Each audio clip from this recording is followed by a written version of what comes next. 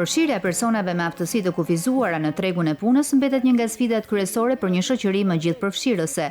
Në mjediset e Muzeut Historik organizua një panajër pune me synim krijimin e mundësive konkrete për punësim, informim dhe bashkëpunim mes punëdhënësve, institucioneve dhe personave me aftësi të kufizuara.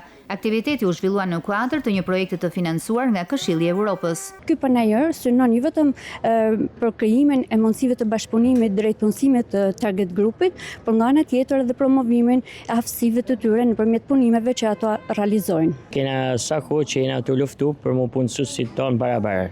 Na kanë përbus, në thjesht kena nuk kena vena, nuk kam vend për ty, jes kam qa me bëj ashtu.